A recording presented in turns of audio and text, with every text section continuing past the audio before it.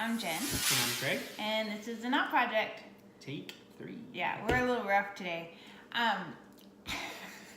So I did see that, Okay. Well, you're going to see it when you watch the video again, so that's okay. That's true.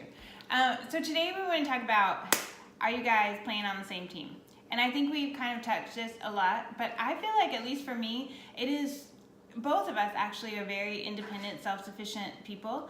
And it's easy for us to just kind of go off on our own and take care of the things that we feel like we need to take care of, or plan the things that we feel need to be planned and all that. And so what happens, I am really poor about heaping all of these responsibilities on me and saying, I'm going to do it, I need to do it, it's my role, it's my job. And then I kind of end up shutting other people out, either from helping me or just by my nature of personality, when you take on too much that you shouldn't be doing all by yourself. And so this weekend just reminded me that, because yesterday I was in a rather foul mood, and today I'm back. But today in church I just realized, and in this process we got home from church, and Craig and I sat down and ate lunch, and then we went through the meal plan and all the stuff that we have going on this week, and sat out and made the grocery list, and then he went grocery shopping, and then I took my older daughter out homecoming mom shopping. And if you don't live in Texas and you don't know what that is, this is an example of a guy's mom that he wears on his what's that called, arm? I think it goes You're like gonna this. break it. You're just gonna break it. Whatever, yeah. My arms are too big. And I was just so grateful for that few moments of saying, oh my gosh, like, I'm not responsible for everything, all the food, all the housekeeping, working, whatever, ministry. Like, I have a partner, and God gave me this partner, this wonderful man right here. And I rob myself, and I think I rob him too, when I don't keep that team mentality in mind.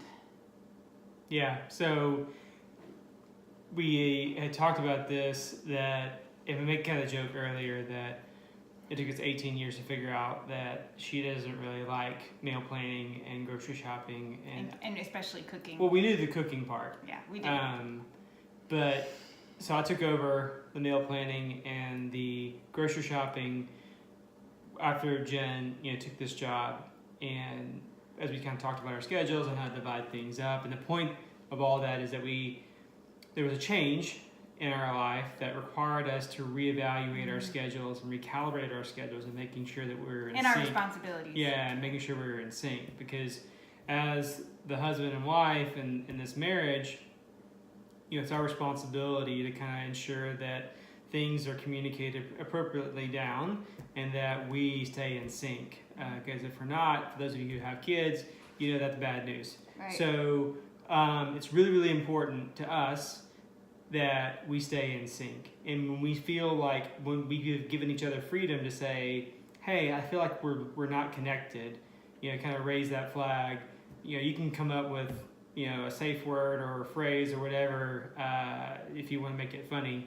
I can't remember what the other one. French fries, I think, was one of them. No, tater tots. Tater tots. In our Marriage Matters class that we taught, one of the guys was like, our code word's going to be tater tots. And so everyone busted out laughing, and so it was just kind of humorous. But go ahead. Yeah, so all that to say is, if you haven't had that conversation, seeking up schedules, highly recommend it. We use a shared calendar, iCal, Google Calendar. There's a bunch of them are out there, and I think that it's been invaluable for us to help us stay clear in our communication channel to ensure there's no miscommunication. Well, and I think that the enemy gets us by those silly miscommunications, right? Mm-hmm. And one little thing can just blow up into this huge big thing, and then and that just gives him room in your relationship. So I think what we really want to challenge you guys to do is have that conversation. Like, if you feel like you are overly responsible, if you over-identify with this set of responsibilities and this burden, and it's causing bitterness and resentment in your relationship, now is a great time to get that out there. And it's not like, I'm not saying that your spouse will be like, oh, you hate grocery shopping, I'll go every week, every time. I'm not saying that, but it's just having open, honest conversation about where you are in this life. And well, do a self-check first to see if you're overburdened because you overburdened yourself, like you took on too much, because it may not be your partner's responsibility. Like Right. you may have taken on too much, and now you're feeling the effects of all that weight. Right. And I think it's important to do kind of a self-assessment to see kind of where you are and be honest with yourself. So when you actually have that conversation with your spouse, you can be open and transparent and say, look, I realize that I've taken on too much. I need help. Right. And it's a lot easier conversation to have, and assuming good intent with everybody involved, and it makes that conversation a little bit easier. And so if you're on the reciprocal of that end saying, well, you shouldn't have done that, or shame on you, or yeah, you dug this hole, now you got to get out of it, all of those things would be unfruitful. Those don't work. Right, they don't work.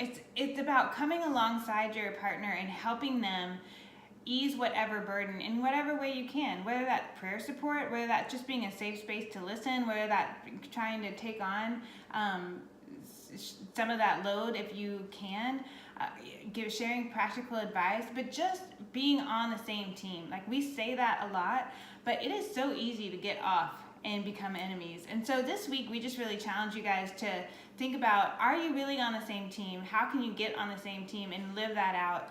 Because it's not just about you, it's about your witness to the world too. It's about your witness to kids. And so if our marriage is a symbol of how much Christ loved the church, we have to be on the same team or we're not going to love each other well. So it's all a good football theme and everything, right? Being on the same team. Go Tigers. Go Longhorns. We both won this week. That was very exciting. Okay, so happy September, happy fall. We'll see y'all soon. All right, bye.